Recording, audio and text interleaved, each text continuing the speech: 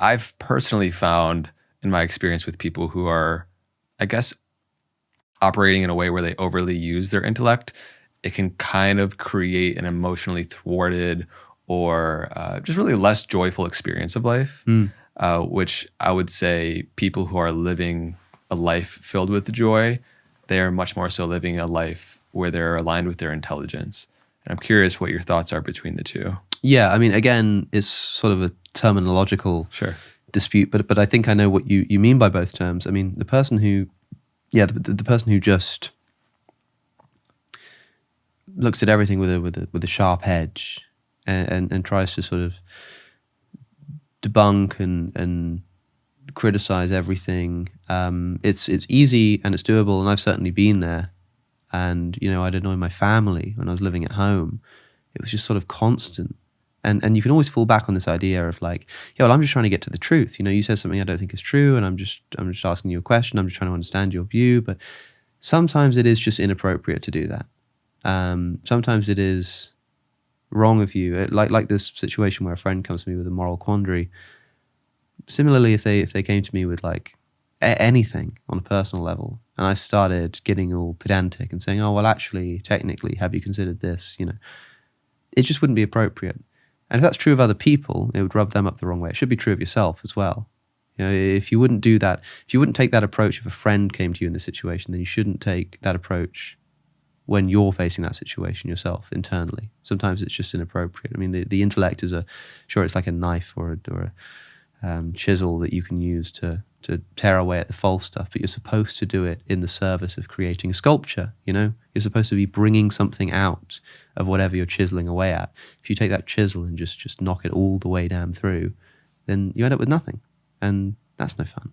Yeah, it's the difference between, I suppose, in many ways, bottom-up versus top-down processing, and how if we're overly using the intellect, we might take a rose or something that maybe many people perceive as beautiful, and we can chop it up into its many parts. We can dissect a frog and to know all of its organs and the way it operates. But you'll know the parts of a frog, but I guess you won't be able to experience the frog. You won't be able to experience the beauty of the rose.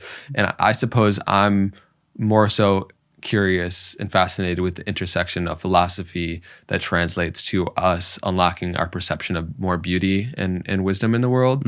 And I'm curious what you think maybe is the difference in somebody who stays on the lane of overly identifying with their intellect versus actually uses it as a means to inform their way of viewing and embodying how they move through the world.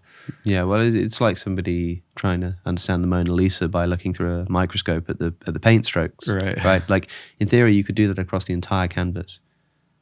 But you don't, like, do you learn something new when you stand back and look at the painting? Like, surely you do.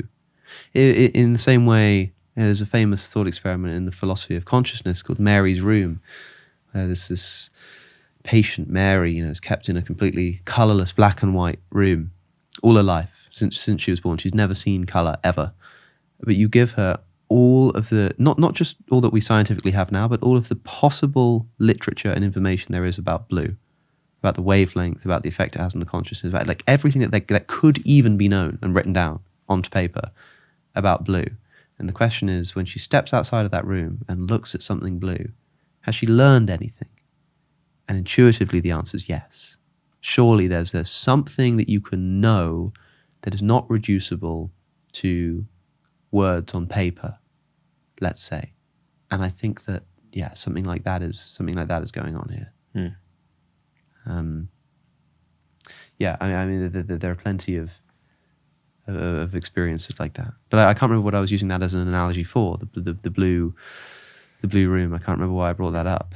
Yeah, well, I suppose if you're overly identified with the intellect, no matter how much you give somebody who sees black and white all the literature of the electromagnetic spectrum of what makes up colors, you're missing the beauty of actually perceiving color if you don't have that. So yeah, there's something new that comes into the picture when you experience. If you look at the whole, it's kind of like if you look at religious experience through a psychological lens, and you know everything about the brains. It's like a lot of people are really interested in NDE. It's like you've already mentioned near-death experiences, right? So people are fascinated by these, and there are people who will study these experiences. You know, they'll meet the people who've had them, they'll talk to them, they'll learn everything that they can, but they'll still dream of having an experience. They'll think, God, I'd love to just know what that's like to experience it, because that's a form of knowledge that you can only get through experience. And it's true of NDEs, it's true of religious experience, it's true of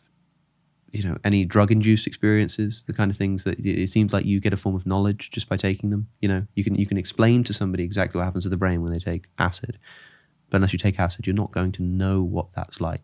And so, okay, cool. There are forms of knowledge which are, let's say, non-propositional.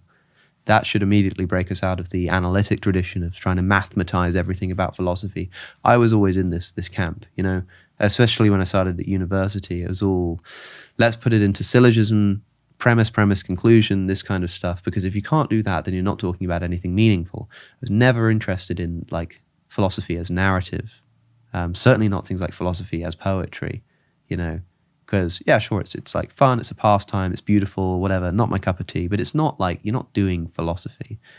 But I don't know, it seems like we've got that maybe the wrong way round. I think C.S. Lewis once wrote about how he realized that the problem with his worldview before he became a theist was that he was being asked to take the things that are most unnatural to him, numbers, abstraction, you know, this kind of stuff, and say that's the true thing. That's the thing that's really there. You know, the maths, the syllogism. Whereas the thing that was most real to him, the narrative, the feeling, the experience, that's the thing that's wrong and fake and we should be suspect of. It seemed like it was kind of the other way around. I mean, analytic philosophy, the formalization of logic, this was supposed to be a tool in service of philosophy, but it's kind of just become philosophy now, in the same way that studying the brushstrokes of a painting is supposed to be a tool that we use in service of understanding the art.